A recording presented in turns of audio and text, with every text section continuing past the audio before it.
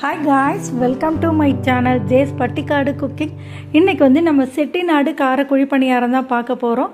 நான் மதுரை போயிருந்தப்போ அங்கே சிக்கந்தர் ஸ்டோரில் இந்த பணியாரக்கல் பார்த்தது ரொம்ப நல்லா இருந்தது. நான் அந்த பணியாரக்கல் வாங்கிட்டு வந்தேன். அதை பார்த்ததுலேருந்து இன்றைக்கி எப்படியாவது நம்ம பந்து போல் பணியாரம் பண்ணணும்னு நினச்சிட்டு இருந்தேன். அந்த பணியாரம் தான் இப்போ பார்க்க போகிறோம். வாங்க ஃப்ரெண்ட்ஸ், வீடியோக்குள்ளே போகலாம்.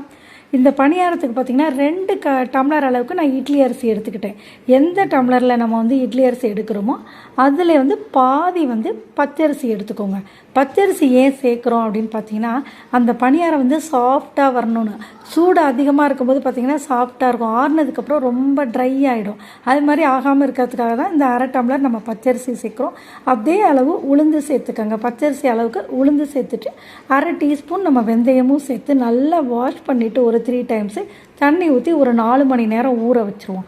ஊற வச்சுட்டு இதை கிரைண்டரில் இட்லி மாவு மாதிரி இல்லாமல் கொஞ்சம் கொரப்பாக அரைச்சி எடுத்து உப்பு போட்டு ஒரு 7 மணி நேரம் நல்லா புளிக்க வச்சுருங்க. நல்லா புளிச்சது இந்த பாருங்க, மாவு நல்லா புளிச்சு மேலே வரைக்கும் வந்துருச்சு. இதை நான் ஒரு பவுலில் மாற்றிக்கிட்டு இது கூட கொஞ்சம் வெஜிடபிள்ஸ்லாம் சேர்த்துக்கலாம். ஒரு ஸ்கில்லட்டை வச்சு அதில் 1 டீஸ்பூன் அளவுக்கு நான் ஆயில் விட்டுட்டேன். அதில் கடுகு பொரிஞ்சிச்சு பாருங்கள். இப்போ 1 டீஸ்பூன் உளுத்தம்பருப்பு, 1 டீஸ்பூன் கடலைப்பருப்பும் சேர்த்து நல்லா பொரிஞ்சதும் அது கூட கருவேப்பிலை கொஞ்சம் சேர்த்துக்கலாம்.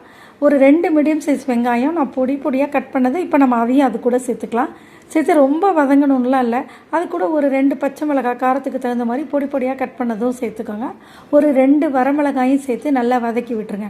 தேவையான அளவுக்கு உப்பு சேர்த்துட்டு கேரட் துருவல் 1 கப்பில் திருவி வச்சுருந்தேன், அதையும் இதோடு சேர்த்து நல்லா ஓரளவுக்கு லேசாக வதங்கினா போதும். இதை மாவு கூட ஆட் பண்ணிடுவோம். அதுக்குள்ளே ஒரு கார சட்னி நம்ம ரெடி பண்ணிக்கலாம்.